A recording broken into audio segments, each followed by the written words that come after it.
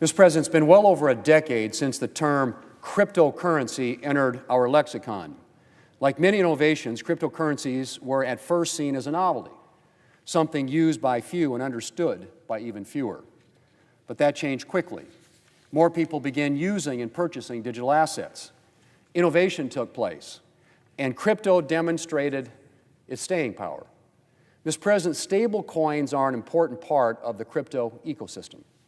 Many digital asset advocates believe in holding Bitcoin given its price fluctuations and growth in value over the last several years.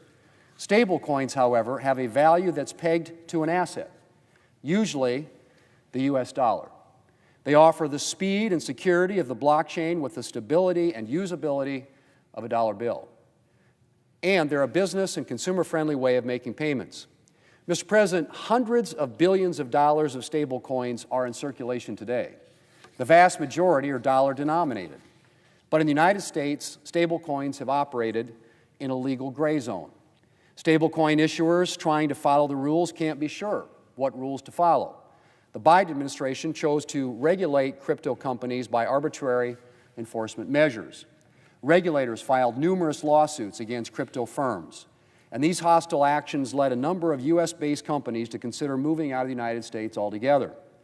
Mr. President, I think we all agree the United States should be the world's leader in financial innovation. Stable coins should be made in the USA, but we can't lead in innovation if there's no clarity for the innovators. The Genius Act provides that clarity. It's the first step in bringing digital assets into our financial system by setting a clear framework for stablecoins. To be clear, Americans are already using stablecoins and will continue to use them with or without this legislation. What this bill does is establish a framework that protects consumers and safeguards national security while promoting that innovation right here in the United States. The Genius Act would implement light touch and tailored standards for stablecoin issuers so consumers can trust who they're doing business with. Reserve requirements would give consumers confidence in the value of the stablecoins that they hold. And the bill's enforcement provisions would provide companies with clarity on what the rules are and ensure accountability for any violations. The Genius Act would also protect against national security threats and money laundering. Stablecoin issuers would be held to the same standards as other financial institutions subject to the Bank Secrecy Act. They would need to monitor and report suspicious activity. They would have to comply with U.S. sanctions. And they would have to block transactions that violate state and federal laws. Mr. President, stable coins are operating today without any of these requirements. And not passing this bill means allowing the status quo to continue. No consumer protections, no national security safeguards, and the risk of arbitrary enforcement actions from financial regulators. Passing this bill is also about American strength. It would create demand for the U.S. dollar and for treasuries. That's a good thing, both for our national security and for our fiscal house. Mr. President, this bill is the product of bipartisan consensus building. I'm proud of the process that this has gone through, and I'm grateful to Senators Lummis, Hagerty, Gillibrand, and also Brooks for their leadership on this issue and their work on the bill. Chairman Tim Scott has also been a critical member of the team. The Banking Committee held a 3-hour markup during which the committee considered 40 amendments to the bill.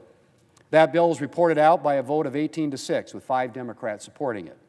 But the work didn't end there. Bill sponsors have been meeting for weeks, including nights and weekends, since the markup to address changes that make this bill better. Today, we're voting on the sixth version of the Genius Act, drafted with input from both Republicans and Democrats. And if senators would like the opportunity to make further modification to the bill, I encourage them to vote for cloture. Once we're on the bill, we can discuss changes here on the floor. We've had an open process on this bill so far, so why stop now? Mr. President, the Genius Act is by no means the last word on digital assets. I expect the Senate will continue to work in this space, including work toward market structure legislation to address features of the crypto market that are not captured solely by stablecoins. But the Genius Act is a first step toward bringing digital assets into our financial system and promoting American leadership in financial innovation. We have the opportunity to move the ball forward today. And, Mr. President, I encourage my colleagues to take it. Mr. President, I yield the floor.